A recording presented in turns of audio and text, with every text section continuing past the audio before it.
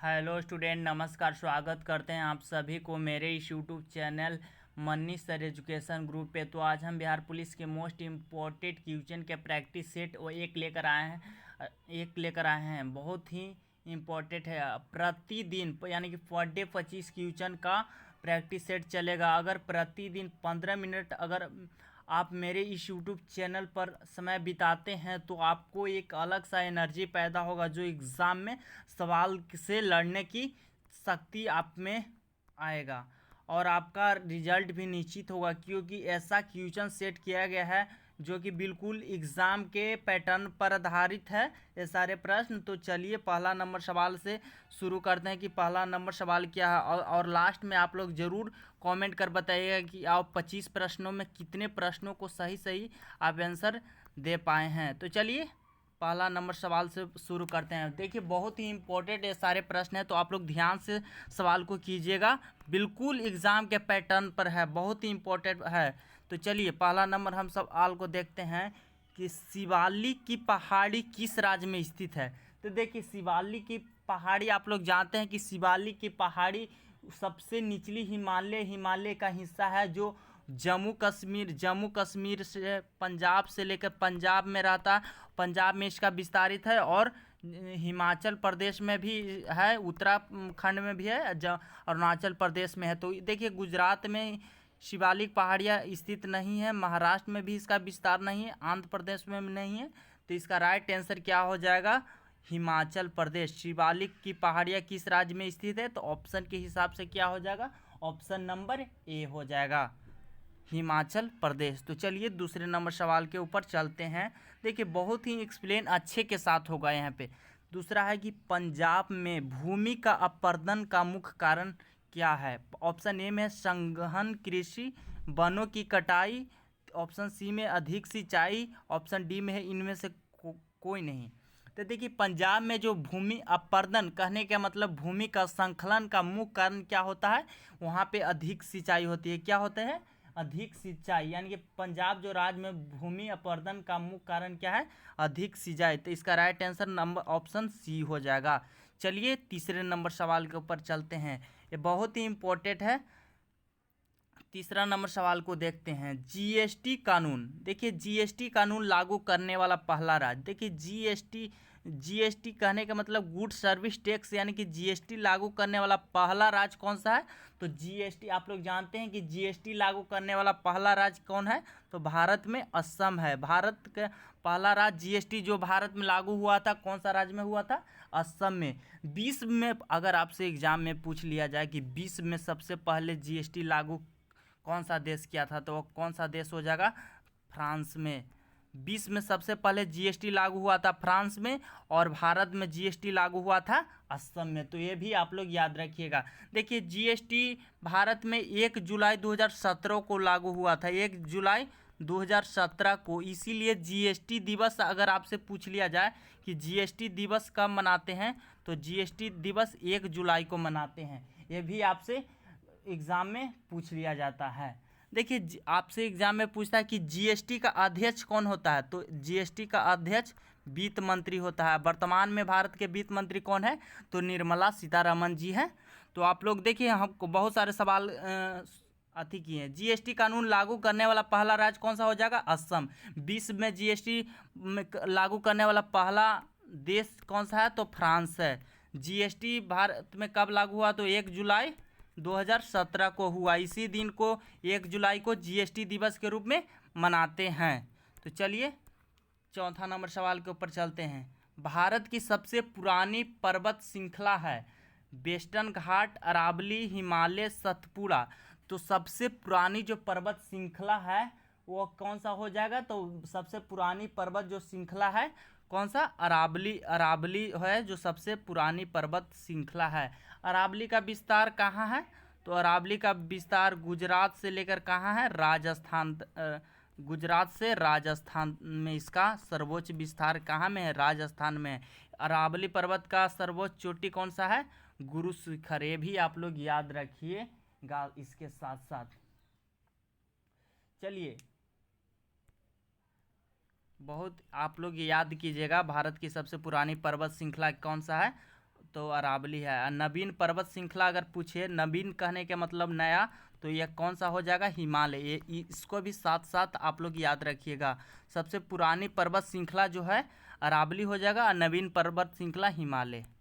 चलिए 5वें नंबर सवाल के ऊपर चलते हैं। 5वां नंबर सवाल क्या कहते हैं? देखिए 5वां नंबर सवाल भी बहुत ही इम्पोर्टेंट है, तो इसको भी बहुत ही अच्छे से देखिएगा। संयुक्त राष्ट्र सुरक्षा परिषद के अस्थायी सदस्य देश का नाम बताइए। देखिए संयुक्त राष्ट्र संघ यानी कहने के मतलब UNO United nation organisation.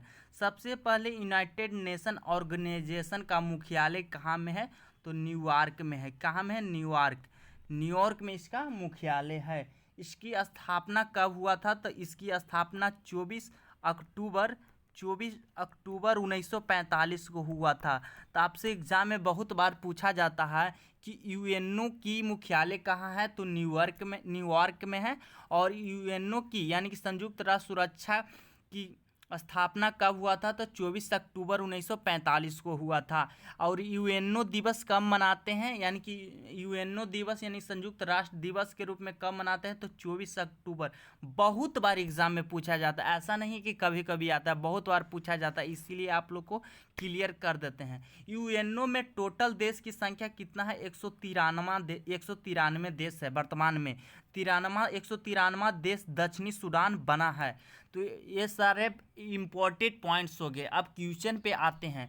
UNO में 5 अस्थायी सदस्य देश कौन कौन से हैं? आप लोग बताइए। ऑप्शन ए में है भारत। ऑप्शन ए में क्या दिया हुआ है? भारत, पाकिस्तान, श्रीलंका, अमेरिका की चीन होगा। कि ऑप्शन बी में श्रीलंका, बांग्लादेश, फ्रांस, चीन, जापान। कि ऑप्शन सी में फ्रांस, रूस, जापान, चीन, भारत। और ऑप्शन डी में है संयुक्त राज्य अमेरिका और रूस और कौन सी है? यूएके और फ्रांस है। तो यूएके और फ्रांस है। तो इसका जो राइट आंसर क्या हो जाएगा? अस्थायी देश अमेरिका है, अस्थायी देश अमेरिका है, फ्रांस है, यूएके है। यूएके कहने का मतलब ब्रिटेन है और क्या है? चीन है। तो फ्रांस, इसका राइट आंसर क्या हो जाएगा? संयुक्त राज्य अमेरिका हो जाएगा और फ्रांस हो जाएगा और चीन हो जाएगा और ब्रिटेन हो जाएगा। तो इसका राइट आंसर जो हो जाएगा जो डी हो जाएगा। बहुत ही इंपॉर्टेंट है। पॉइंट भी साथ साथ याद रखिएगा कि संयुक्त राष्ट्र संघ यानी कि यूएनओ की स्थापना कब हुआ था?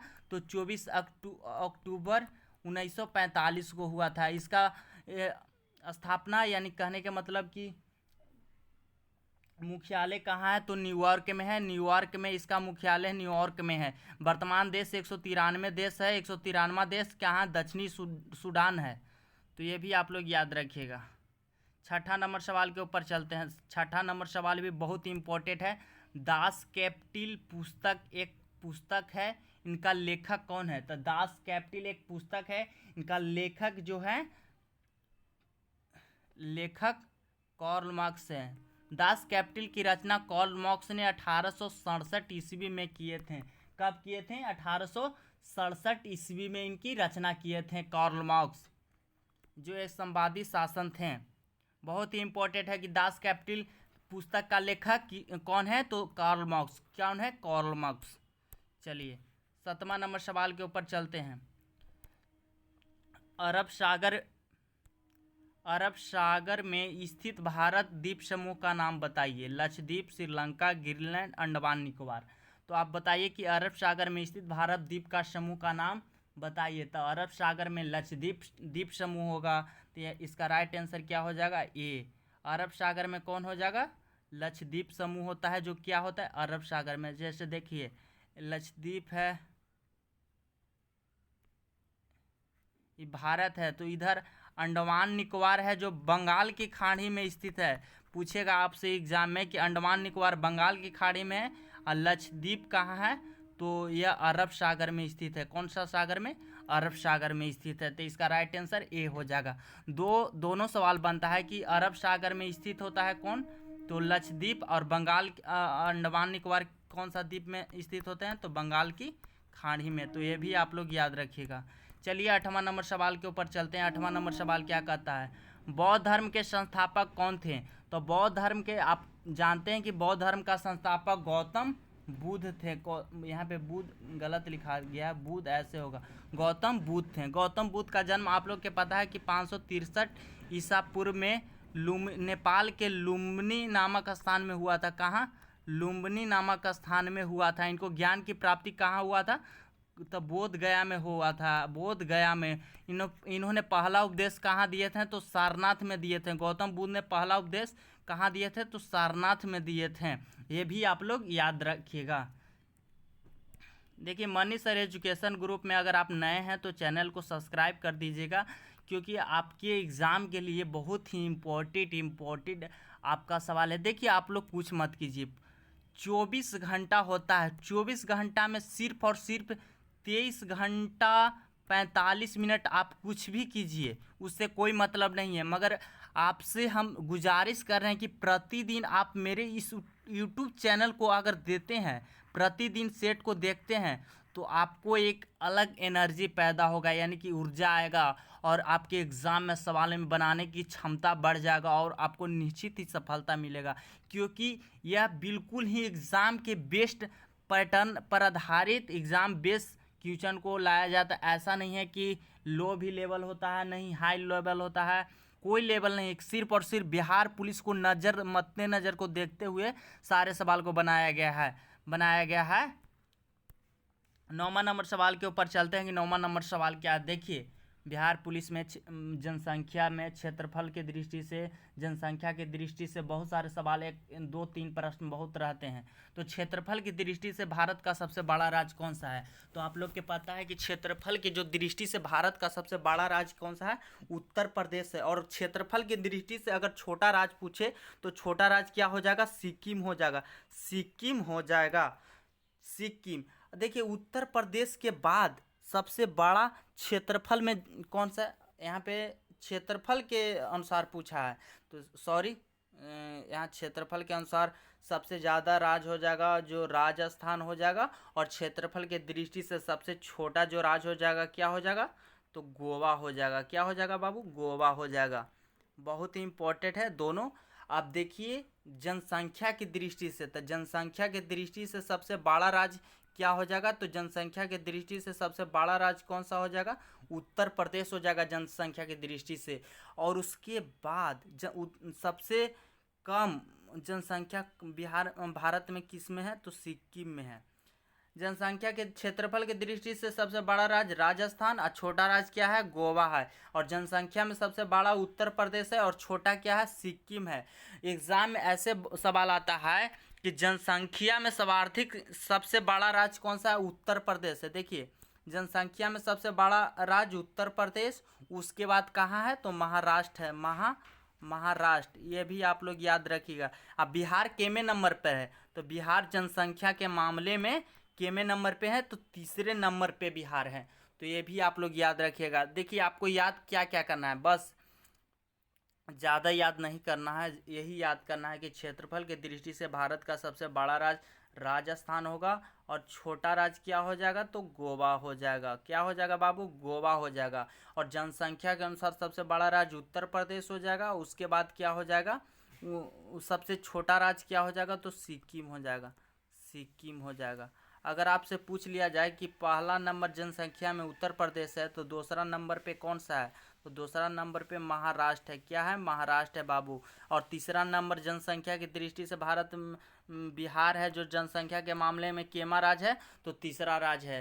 तो बिहार के सवाल अगर बिहार पुलिस में आप जाइएगा तो बहुत बार पूछा जाता है कि क्षेत्रफल की दृष्टि से बिहार जनसंख्या की दृष्टि से बिहार केमा स्थान पे है? तो केमा स्थान पे हो जाएगा? तीसरा स्थान पर। और जनसंख्या के मामले में, क्षेत्रफल की दृष्टि के मामले में 13वां स्थान है। 13वां स्थान है किसको? बिहार का। चलिए 10वें नंबर सवाल के ऊपर चलते हैं। 10वां नंबर सवाल क्या कहता है? 10वां नंबर सवाल भी बहुत ही इम्पोर्टेंट है। कर्क रेखा किस राज्यों से होकर नहीं गुजरती है? देखिए, बहुत आप लोग ध्यान से पढ़िएगा क्वेश्चन, क्योंकि बहुत ही गलती हो जाता है, नहीं देखते हैं, गुजरता है, सीधे मार देते हैं। तो कर्क राशि, आप लोग जानते हैं कि भारत के मध्य से कर्क रेखा गुजरती है, जो 8 राज्यों से गुजरती है। कौन कौन से राज्य से गुजरती है? तो आप लोग सबसे पहले कहाँ से?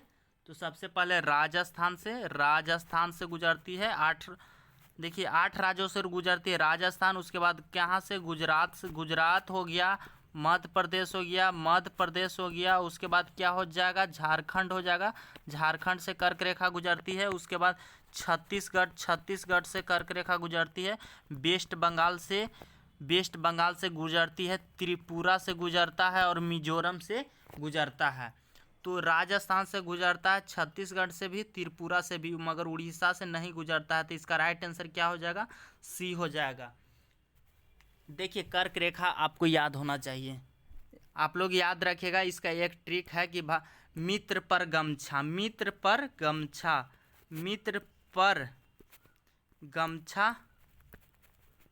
गमछा झार। तो देखिए मी से मिजोरम, त्र से त्रिपुरा, प से पश्चिम बंगाल, र से राजस्थान, ग से गुजरात, एम से मध्य प्रदेश, छत्तीसगढ़ और झारखंड। आप लोग याद रखिएगा 8 राज्यों से। आपसे बहुत बार एग्जाम में होता है कि इनमें से किन में कर्क रेखा गुजरता है। तो आप ऑप्शन एक ऑप्शन सही रहेगा और एक ऑप्शन गलत रहेगा। तो आप लोग याद रखिएगा, बन जाएगा सारा सवाल। 11वां नंबर सवाल के ऊपर चलते हैं। उत्तराखंड, उत्तर प्रदेश, बिहार, पश्चिम बंगाल और सिक्किम की सीमाएं किस देश से मिलती है। तो किस देश से मिलती है, कहने का तात्पर्य, क्वेश्चन ध्यान से सुनिए, बहुत ही अच्छे सवाल है कि उत्तराखंड, उत्तर प्रदेश, बिहार, पश्चिम बंगाल और सिक्किम की सीमाएं से किस देश मिलती है। तो देखिए देखिए भारत का जो मैप है ऐसे ऊपरी मैप है। तो यहाँ पे चीन के सीमा से तो उत्तराखंड लगता है, मगर उत्तर प्रदेश नहीं लगता है। तो ये ऑप्शन गलत हो जाएगा। नेपाल से उत्तराखंड लगता है, यूपी भी लगता है और बिहार भी लगता है और पश्चिम बंगाल इधर से भी लगता है और सिक्किम भी यहाँ से लगता है। तो नेपाल इसका राइट आंसर हो जाएगा बाबू, कि नेपाल की जो सीमा लगता है उत्तराखंड से भी, उत्तर प्रदेश से भी, बिहार से भी और पश्चिम बंगाल से भी और सिक्किम से भी लगता है। तो इसका राइट आंसर क्या हो जाएगा, बी इसका राइट आंसर हो जाएगा। चलिए ब्राह्मण नंबर सवाल के ऊपर चलते हैं। ब्राह्मण नंबर सवाल भी बहुत ही इंपॉर्टेंट है। कई बार एग्जाम में, किसी भी आप एग्जाम में, ऐसा नहीं कि बिहार पुलिस, बिहार दरोगा, बिहार एसएससी भी, बहुत एमटीएस, बहुत सारे एग्जाम में आप दीजिएगा। तो हीराकुंड नदी परियोजना किस नदी पर स्थित है, तो बहुत बार पूछता है। तो आप लोग के पता है कि हीराकुंड परियोजना उड़ीसा के महानदी पर स्थित है। कौन सा नदी पर, महानदी पर स्थित है। हीराकुंड परियोजना विश्व की सबसे लंबी नदी का नहीं, विश्व की सबसे लंबा बांध है। विश्व का सबसे लंबा बांध कौन सा है बाबू, सबसे लंबा बांध है कौन बाबू, हीराकुंड बांध है। कितना इसका लंबाई है, तो 25.8 किलोमीटर इसका लंबा है। हीराकुंड नदी परियोजना किस नदी पर स्थित है, तो महानदी पर। कहाँ में, तो उड़ीसा में है। तो आपसे एग्जाम में, बहुत सारे एग्जाम में पूछता है कि भारत का सबसे बड़ा बांध, तो हीराकुंड बांध होगा। और कौन सा नदी पर है, तो महानदी पे। कौन सा राज्य में है, तो उड़ीसा में। ये सब याद रखिएगा। 13वां नंबर सवाल के ऊपर चलते हैं। वनों के वितरण को दिखाने वाला मानचित्र है। देखिए वनों को जो वितरण दिखाने वाला मानचित्र को हम थीमेटिक कहते हैं। कौन सा मानचित्र कहते हैं बाबू, वनों को दिखाने वाला, तो थीमेटिक कहते हैं। वहाँ पे सिर्फ और सिर्फ क्या दिखाया जाता है, कौन सा मानचित्र का, वनों का मानचित्र दिखाया जाता है। तो उसको कौन सा कहते हैं, वनों को वितरण को दिखाने वाला, वितरण में भाग को दिखाने वाला को मानचित्र को थीमेटिक कहते हैं। जैसे कि ये भारत का नक्शा है, ये क्या है, भारत का नक्शा है रे बाबू, क्या है, भारत का नक्शा है। तो ये भारत का नक्शा है, तो ये भारत के नक्शा है। तो यहाँ पे सिर्फ वन दिखाएगा कि जहाँ जहाँ पे वन रहेगा तो उसको कौन सा मानचित्र बोलते हैं, तो थीमेटिक। तो इसका राइट आंसर बी हो जाएगा। बहुत सारे देखो 14 नंबर भी सवाल बहुत ही इंपॉर्टेंट है। कौन सी 2 नदियाँ अरब सागर में गिरती है, कौन सी 2 नदियाँ अरब सागर में गिरती है। तो आप लोग के पता है कि नर्मदा और ताप्ती कहाँ गिरती है, अरब सागर में गिरती है। कहाँ गिरती है बाबू? अरब सागर में गिरती है। तो इसका राइट आंसर डी हो जाएगा। भारत का सबसे ज़्यादा रबड़ उत्पादन करने वाला पहला राज्य है केरल, राजस्थान, बिहार, जम्मू कश्मीर। तो भारत में सबसे ज़्यादा रबड़ जो उत्पादन करता है कौन सा बाबू? कौन राज्य करता है? तो केरल करता है बाबू। कौन सा राज्य करता है? केरल करता है। केरल को मसाला का देश किसको कहते हैं रे बाबू? केरल को कहते हैं। 16वां ऊपर सवाल के ऊपर चलते हैं। 16 नंबर सवाल बहुत ही इम्पोर्टेंट है। बहुदेशीय नदी परियोजना आधुनिक भारत का मंदिर है। देखिए, बहुदेशीय नदी परियोजना आधुनिक भारत का मंदिर है, किस नेता द्वारा यह तुलना किया गया था?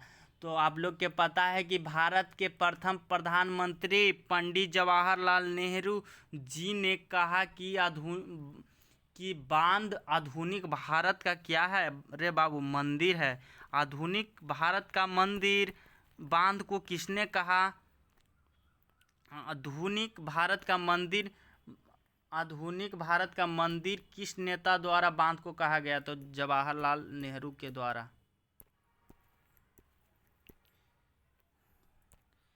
तीन ओर से सागरों से घिरे हुए भूभाग यानी कि स्थल को, भूभाग को क्या कहा जाता है? देखिए, जैसे कि तीन ओर से जल से घिरा होता है। जैसे कि इंडिया का चित्र क्या है? तो इंडिया का चित्र ऐसे ऐसे होता है, ऐसे ऐसे होता है, ऐसे ऐसे होता है। तो यहाँ पे देखते हैं कि यहाँ से ब्लू मैप में रहता है, ब्लू मैप में रहता है, यानी कि तीन ओर से नीचे, और इधर इस साइड अरब सागर है, इस साइड बंगाल की खाड़ी है, नीचे हिंद महासागर है। तो तीनों ओर से जल से घिरा होता है। इसको क्या कहते हैं रे बाबू? भारत है। तो इधर इसको क्या कहते हैं? इसको भारत, टोटल भारत है, मगर नीचे वाला भारत को पारदीपीय भारत कहते हैं, क्योंकि तीनों ओर से जल से क्या होता है? घिरा होता है। तो इसका राइट आंसर बी हो जाएगा, पारदीप। ठीक, देखिए आपको एक्सप्लेन कर देते हैं। इसका राइट आंसर क्या हो जाएगा बाबू? पारादीप। तीन ओर से सागरों से घिरा हुआ भूभाग को क्या कहते हैं? पारादीप कहते हैं। और समुंदर के किनारे को क्या कहते हैं? देखिए, जो स्थल के किनारा जो रहता है उसे क्या कहते हैं? तो तट कहते हैं। और द्वीप किसे कहते हैं? जो चारों ओर से जल से घिरा हो, चारों ओर से जल से, जैसे मालदीव हो गया, श्रीलंका एक प्रकार के द्वीप, अंडमान निकोबार है जो चारों ओर से घिरा होता है, उसे द्वीप कहते हैं। ये भी आप लोग याद रखिएगा। 18 नंबर सवाल के ऊपर चलते हैं। 18 नंबर सवाल क्या है? 18 नंबर सवाल के ऊपर चलते हैं। 18 नंबर सवाल को देखते हैं। 18 नंबर सवाल है कि बाबू की राजनीति के धर्म कभी अलग नहीं हो सकता, यह शब्द किसने कहे थे? राजनीति के धर्म कभी अलग नहीं हो सकता है, यह शब्द किसने कहे थे? तो यह शब्द महात्मा गांधी ने कहे थे कि राजनीति के धर्म कभी अलग नहीं हो सकता, मतलब राजनीति के धर्म कभी अलग नहीं हो सकता। 19वां नंबर सवाल के ऊपर चलते हैं। 19वां नंबर सवाल भी बहुत इम्पोर्टेंट है। हिमालय का सबसे दक्षिणी भाग को क्या कहते हैं? तो आप लोग के पता है कि हिमालय के सबसे दक्षिणी भाग को क्या कहते हैं? तो हिमालय के सबसे दक्षिणी भाग को क्या कहते हैं? तो हिमालय के सबसे दक्षिणी भाग को क्या कहते हैं? तो शिवालिक कहते हैं। किसको क्या कहते हैं? तो शिवालिक कहते हैं। हिमालय के सबसे दक्षिणी भाग को क्या कहते हैं बाबू? शिवालिक कहते हैं। देखिए, यह हिमालय का सबसे दक्षिणी भाग होता है। जैसे इसको उप हिमालय के भी नाम से जाना जाता है। उप हिमालय, हिमालय या पार हिमालय के नाम से भी जाना जाता है। पार हिमालय के नाम से जाना जाता है। यह बिहार में भी इसका सीमा स्पर्श, इसका विस्तार है शिवालिक का।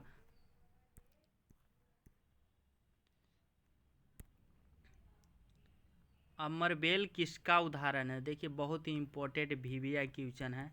अमरबेल किसका उदाहरण है? तो स्वयं पोषण, परजीवी, परपोषक, मेजबान। तो देखिए, और अमरबेल है जो यह एक परजीवी का उदाहरण है। अमरबेल एक परजीवी होता है। क्या होता है बाबू? परजीवी होता है। क्या होता है? परजीवी होता है, जो दूसरों के पौधों में चिपक कर आप उनको पोषक तत्व टान लेता है। देखिए, बहुत सारे पेड़ में देखे होंगे कि बहुत सारे पतरा पतरा रस्सी नहीं तो उसको पूरा पौधा को घेर लेता है, तो परजीवी होता है उसको, अमरबेल उसको कहते हैं। जो दूसरों के पोषक तत्व को, दूसरे पौधों के पोषक तत्व से खाता है, चूस लेता है उसको सभी पोषक तत्व। तो यह एक कोची होता है, परजीवी पौधा, यानी कि परजीवी होता है बाबू। क्या होता है बाबू? परजीवी।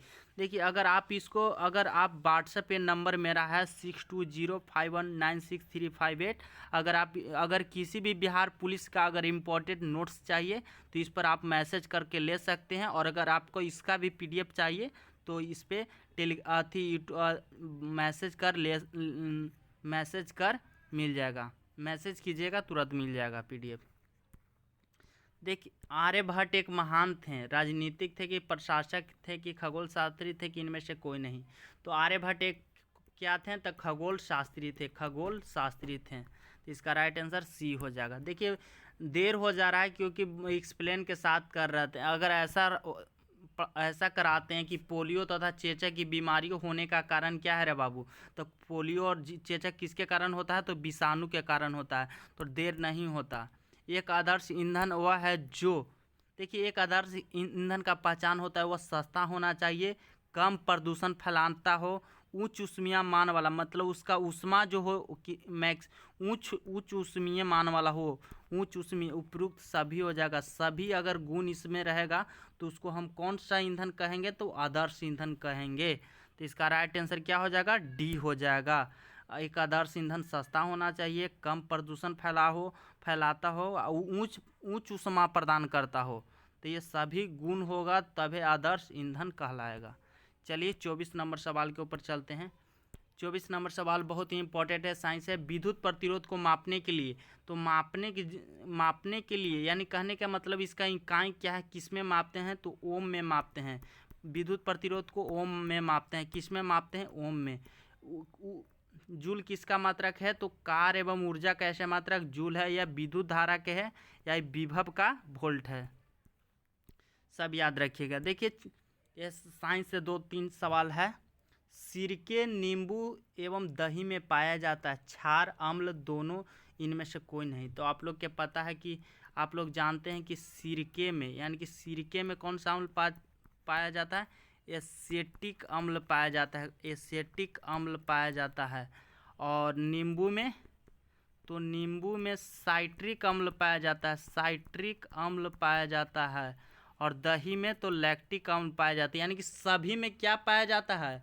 अम्ल पाया जाता है। तो इसका राइट आंसर B हो जाएगा।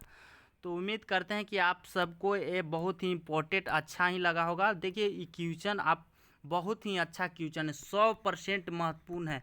आप अगर आप 10 प्रैक्टिस सेट को देख लेते हैं तो आप समझिए कि एग्ज़ाम में गर्दा से गर्दा उड़ा कर रख दीजिएगा। अगर आपको PDF चाहिए तो मेरा व्हाट्सअप नंबर है 6205196358 पर। इस पर आप मैसेज कर ले सकते हैं PDF लेने के लिए। अगर आप नोट्स भी चाहते हैं इम्पोर्टेंट बिहार पुलिस के, तो ये मेरे द्वारा फ्री में दे दिया जाएगा। तो चलिए इसको शेयर ज़रूर कीजिएगा। देर हो जाता है एक्सप्लेन के साथ, आप कमेंट कर ज़रूर बताइएगा कि आप लोग को कितने प्रश्नों का सही उत्तर दे पाएँ 25 प्रश्नों में। 25 प्रश्न काफ़ी बहुत ही इम्पोर्टेंट था। तो मिलते हैं हम नेक्स्ट वीडियो में, तब तक के लिए धन्यवाद। ऐसे ही पढ़ाई करते रहिए, बहुत ही इम्पोर्टेंट है, इसको हल्का में मत लीजिए। मात्र 15 से 20 मिनट सवाल दीजिए, 15 से 20 मिनट समय दीजिए, आपको एक अलग एनर्जी पैदा होगा, ऊर्जा पैदा होगा। समझिए कि एकदम एनर्जी से आप भरे रहिएगा और एग्ज़ाम में पढ़ने का खूब मन करेगा। आप अगर 5 से 10 वीडियो देख लेते हैं तो क्लियर हो जाएगा। तो चलिए नेक्स्ट वीडियो